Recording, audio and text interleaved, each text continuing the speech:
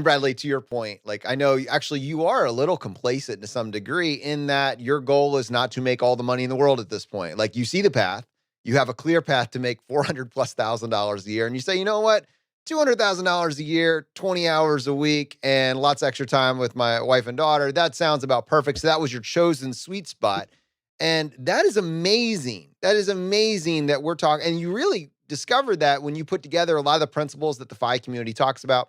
Time is your most precious non-renewable resource. And what would it look like to design my lifestyle? But there's a period that all of us, either because we're digging our way out of a hole. I know a lot of dentists with $500,000, $600,000 worth of debt, and they're making $120,000 a year. Tough hole. It's a tough hole, right? And if I look at my own ROI, and I was getting to this point with my buddy of mine, I'm almost at the point now, and Brad's actually reeling me back in a lot, saying, dude, just chill. Where I'm like, dude, I wouldn't go to college now. I absolutely would not go to college right now. And just for the audience, before you hop down my throat on this, let me explain my logic on this, because I did the path. I followed the path that they set out would be the path. This was my Google search, my top line Google search in 1998 or 99 or whatever. And that was, hey, top 10 professions, doctor, pharmacy, lawyer, et cetera. Work your way down the list. What is that going to require? 4 years of undergrad, 4 years of pharmacy school.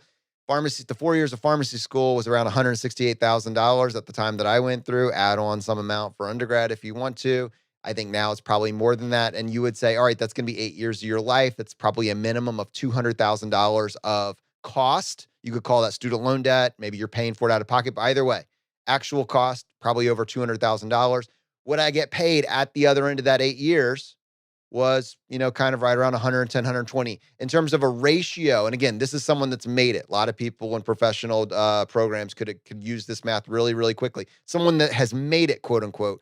The ratio was like 0.7 to 1, like what I made to what I spent, 0.7 to 1, 0.8 to 1. They say that a good ratio is like 1 to 1. So you're a teacher, you spend $50,000 on your degree, you make $50,000 a year. Yay, 1 to 1. You can handle that debt. That's all good. And that doesn't even account for the time commitment. I gave up 8 years. I'm telling you, an 18-year-old could go through this program. And Nino, I'm going to come back to you and ask you if this is true. An 18-year-old with a high school diploma, maybe still they're working on this while they're in high school, 17-year-old could go through this program and 6 months later get a job without college. I promise, without college, a certificate program, and land a job making $70,000 to $80,000. I promise you my net worth, and I've done really well. I've optimized really well with what I had to work with. My net worth would be 2 to 3 times what it is right now if I had heard this episode, and the opportunities that are available now were available when I was 19 years or 20 years old. Anita, I'll give that back to you. Am I misrepresenting your understanding of the ROI of a program like this versus a college degree?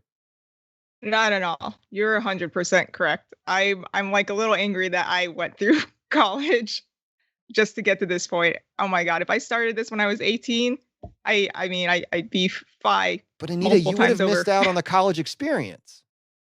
Oh, yeah. That. I'm sure Brad can talk me down. I want to say my views do not reflect everybody on this call. I'm more aggressive.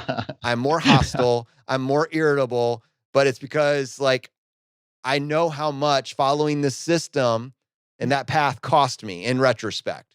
I would 100% be doing this. I'd be making $300,000+ a year, and I'd be FI multiple times over if I had this path laid out for me, at the age of 19 or 20 years old. Brad, I'll give it back to you. You can tell me a little too intense. Dial it back, Jonathan, by 0.5. No, that's your personal opinion and your experience. And I don't think there's anything wrong with that. I think, right. We are not the violently anti-college show. I think what we are is, can you think a little bit differently? Right? So many people for decades just assume that the path to success was X, right? It was do well in high school, get into a good college, get one of these top 10 degrees or top 10 highest paying jobs, and ride off into the sunset. And I think what the hallmark of the FI community is now is we see the world as it is, and we look for truth, and we understand that things change, right? And now that's not to say that college is a poor decision for everyone. It isn't. But is it the same slam dunk, no-brainer decision that it may have been in 1990 or 2000 or any time in between? right? Or it's not. It's not the same slam dunk. And I think that is what we're trying to do with Choose FI. That is what this FI community is doing. Again, going back to what I said 20 minutes ago about crowdsourcing, it's finding these ideas of alternate paths that you can take that are going to lead you to success. And, Jonathan, something you said very much in passing there is so critical is the 8 years of your life, right? Think about, that is the concept of opportunity cost. What could you have done with those 8 years? Even if you had gotten a low level job, you would have, that 168,000 negative to a positive swing over 8 years. If you saved all of that money, if you lived at home, like you would have been well on your path to FI, even without a lucrative job like this. So again, that is not, it's easy to look back in hindsight, but that's a fair representation of what your career path was.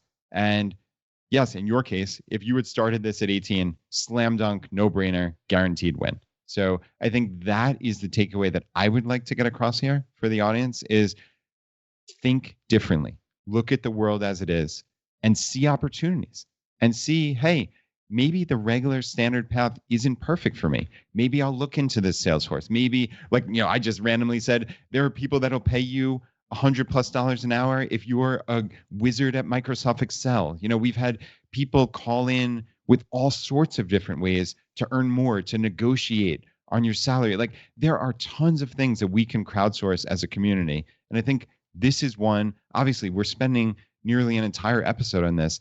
This is one that we think has real legs. And it's just a huge testament to Bradley for bringing this to our attention. Yeah, if you don't mind, I'll hop in on that because I think you're right. I think there are a lot, I won't say a lot. I think there are quite a few skills that you could leverage to rapidly increase your income. I would say the really amazing thing about Salesforce specifically is that we have spent so much time on it, right? And we've taken this back and we've said, hey, we've recognized someone from our community who might be able to consolidate this and make something comprehensive. So I think the neat thing about the Salesforce path specifically is that we've already cleared the path. We've already said, like, here's the outline. If you want to achieve it, go achieve it. But I think you're right. I bet there are people in the community that would know maybe a clear path to Microsoft Excel without getting buried in what I imagine are hundreds of hours of content about what you can and can't do on Excel. And on the college topic, I know there are people in the Salesforce community going this route. There's a guy named Parker Edelman who was homeschooled, and he actually did Trailhead at his homeschool as sort of an extracurricular. And he landed a consulting job at 16 years old. And now he's 19, making six figures, and he's been consulting ever since. And I actually, because of episode 117 and because of the Facebook group that came from that, we started the Salesforce for Everyone group. And I had someone reach out to me just last month from my neighborhood and said, oh my gosh, I had no idea.